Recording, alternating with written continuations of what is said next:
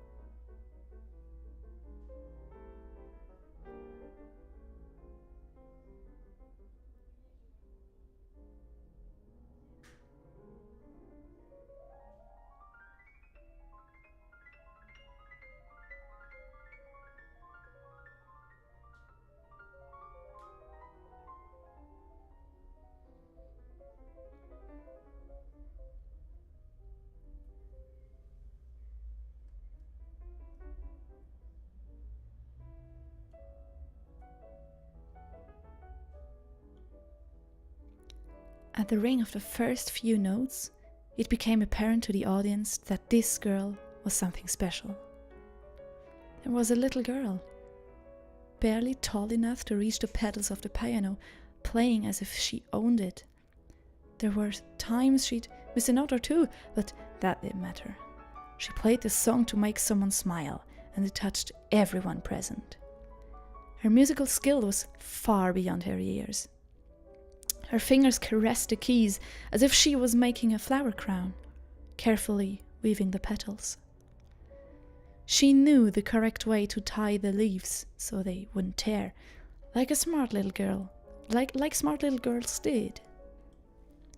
As the piano sang under her hands, Catherine seemed to disappear right in front of the audience's eyes.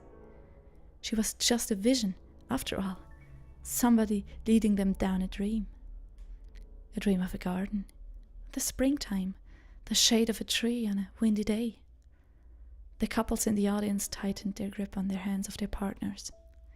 Some closed their eyes and let the music saturate their soul. Sweet memories of youth, a first love, the yawn of a newborn. Rosa's eyes shone as she stared at Catherine. Her heart was captured by this image of her, a young girl swaying her head to the music, smiling as the notes poured out of her. She couldn't take her eyes away from Catherine's glowing face. Was this happiness? Was this love? She looked like she was in love. And she was, wasn't she? In her innocence, she was still in love with life.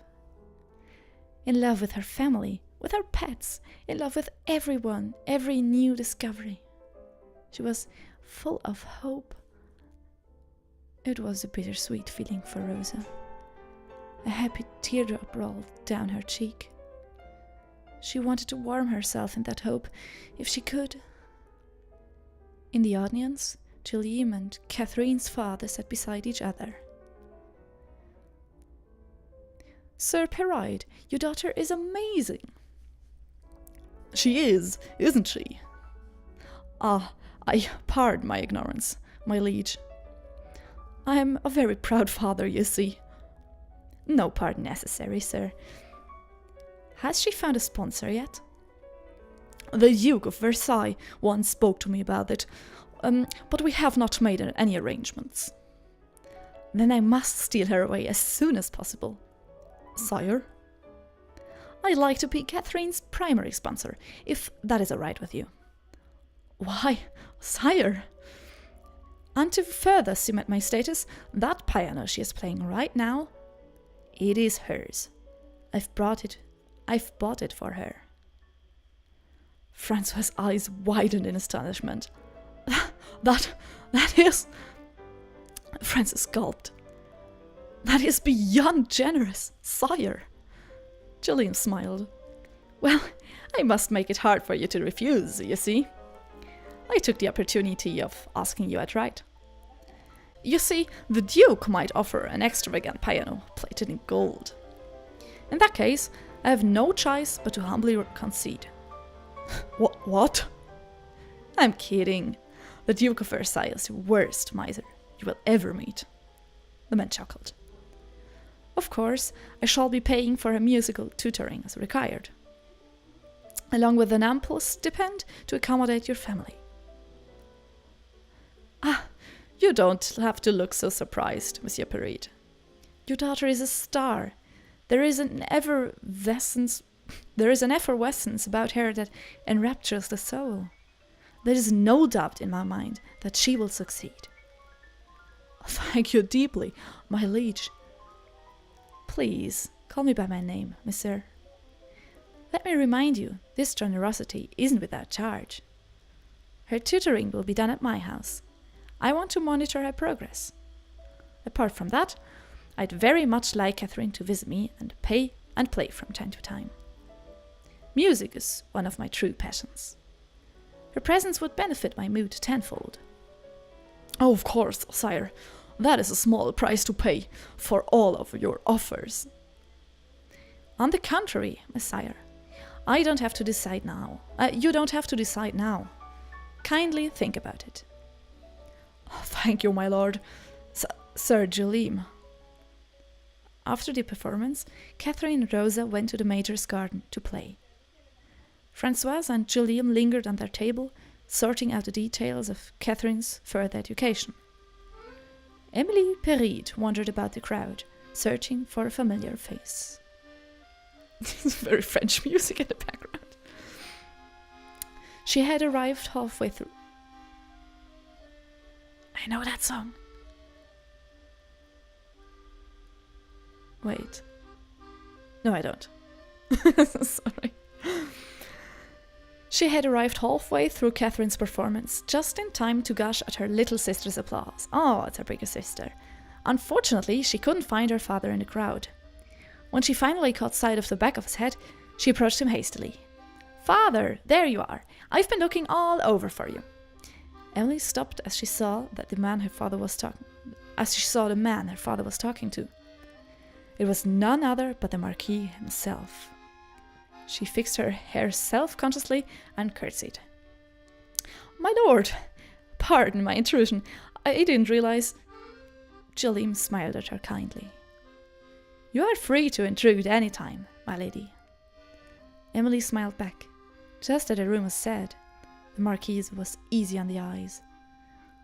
"To whom do I owe the pleasure of your acquaintance?" This is my eldest daughter,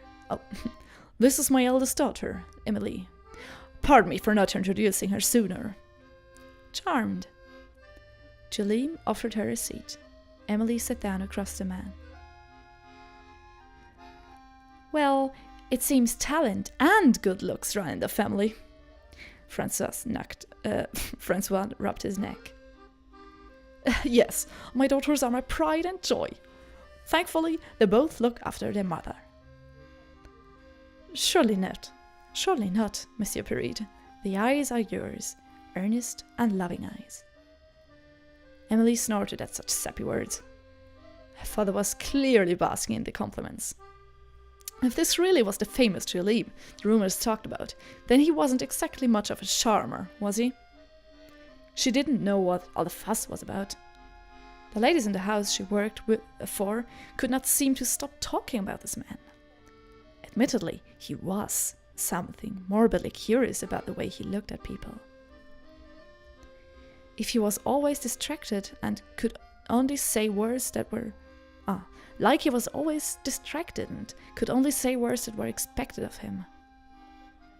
"I'm pleased to have finally met you, sir. I've heard a lot about you on my travels."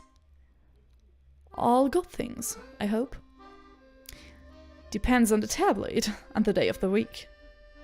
Emily thought to herself and chuckled. "You are a governess, I was told. Where do you work?" "With the Dimitri house, sir." "Ah, yes, I heard you were marrying into the family soon."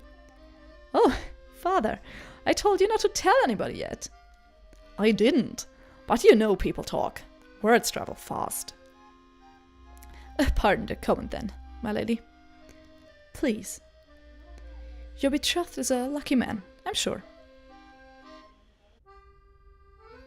The conversation endured through the afternoon. Small talk, musical composers, their little town, Catherine's musical background, Francois' students, Emily's work. Emily played with her napkin, offering droll opinions on the particularly droll topics. All throughout the exchange, Emily observed the infamous Marquis de Gouel. This was him? The audacious, shameless flirt of the royal court and tabloids? According to rumours, he was able to bed both the widowed Countess of Devonshire and her daughter at the same time, and even had a tumultuous relationship with the Prince of Carnot. He didn't limit himself to royalty, or so the tabloids said. His latest fling was with an English poet, who, they say, almost killed him when he was caught with another man. Or woman. At this point, who knew what was real and what was a blatant lie made up by the newspapers? She had looked forward to meeting him. And here he was, finally.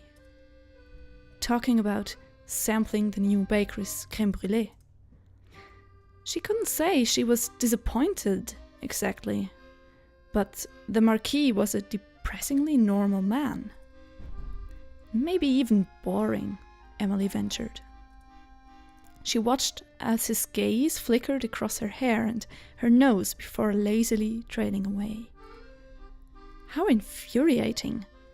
She wondered if he would suddenly say something coy, or insist to dance with her. Just something outrageous. Honestly, so she could shoot him down. This man whom everyone was interested in. That would be a small victory for reasonable women everywhere. But the Marquis was nothing but polite. He did not ogle. He did not touch unnecessarily. No audacious gestures or suggestive winks of the eye. He would not even look at her for more than 2 seconds. Maybe she was not pretty enough to flirt with him. Emily bit her lip. She shouldn't be thinking that. But there were also times that he would quietly look into her eyes when the conversation lulled. When the words spoken were without meaning, their eyes would converse further. To Emily, he'd started to look lonely underneath the facade of caprice.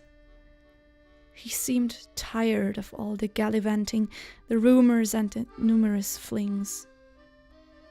We are all a little lonely, aren't we? Perhaps even he? He invited the family over to his chateau and commented on how empty the building felt sometimes. Music was his guilty pleasure. It got him through the cold nights, he said with a sad grin. How he wouldn't mind a warm soul to touch. And before she could stop herself, Emily had begun to imagine his lips on her neck. On one of those cold nights. Emily shook her head, trying to erase the thoughts in her mind.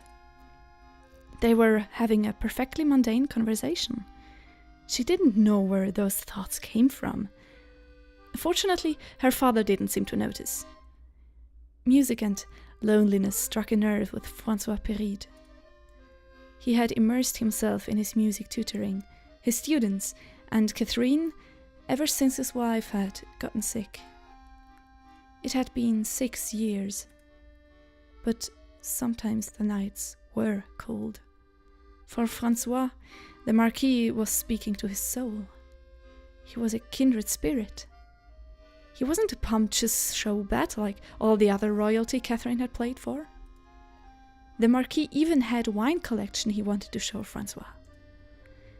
Such a down-to-earth, generous young man. Emily, your face is flushed. Are you all right? I'm fine. Just the sun, probably. This was not true, of course. The afternoon sun had already lost most of its heat. Thankfully, Catherine provided a distraction. She ran towards the little huddle and flung her arms around her father's torso, chattering happily about gardens and butterflies. A young, ragged girl followed behind her.